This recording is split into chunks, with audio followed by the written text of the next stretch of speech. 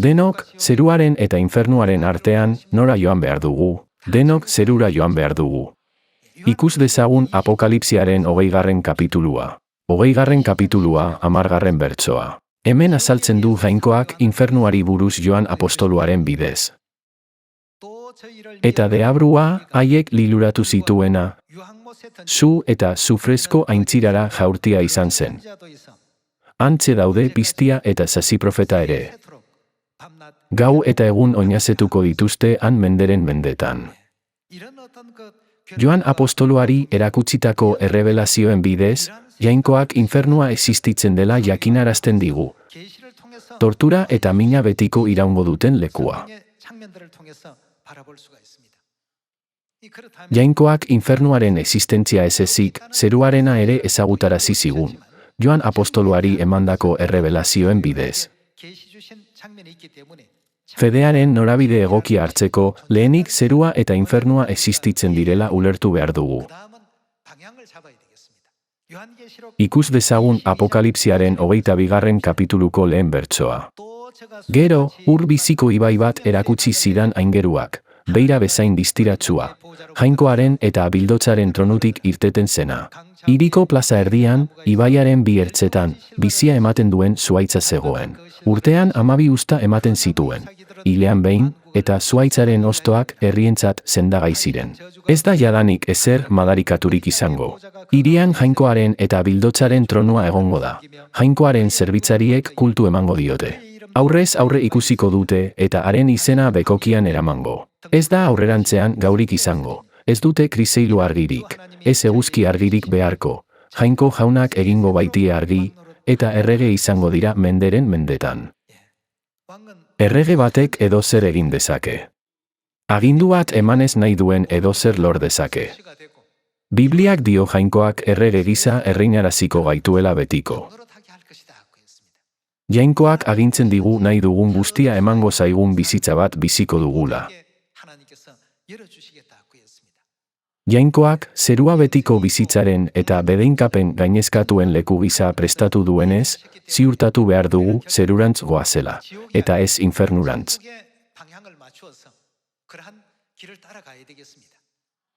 Hala ere, munduko jende askok ez daki zerurako norabidea, ezta nola sartu ere.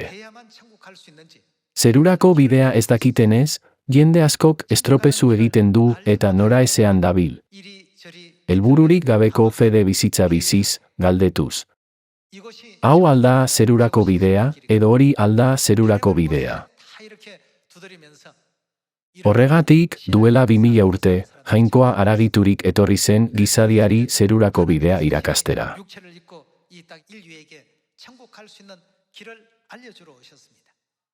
Ikus dezagun 21. kapituluko 4. bertsoa.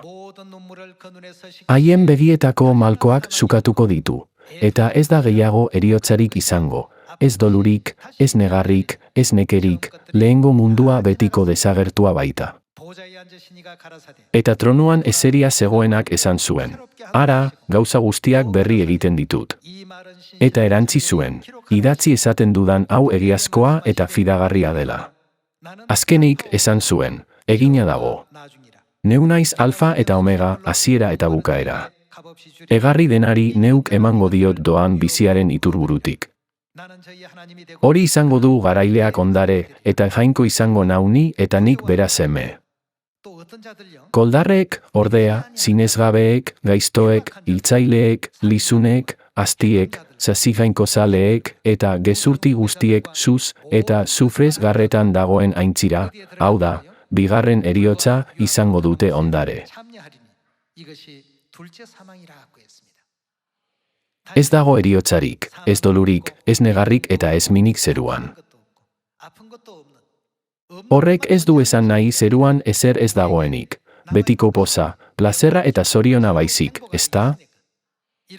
Apokalipsiaren 21. kapituluan, Jainkoak Joan apostoluari idaztarazi zion toki hori emango zigula. Aragoaz guztiok. Beraz, ez dezagun amore eman Satanek ematen duen erosotasunari, naiz eta jazarpena eta zailtasunak izan.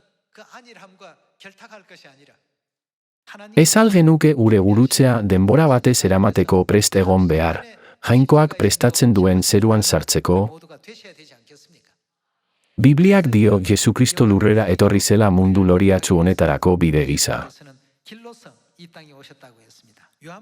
Ikus ditzagun Joan 14. kapitulua, 6. bertsoa. Jesusek erantzun, neu naiz bidea, egia eta bizia.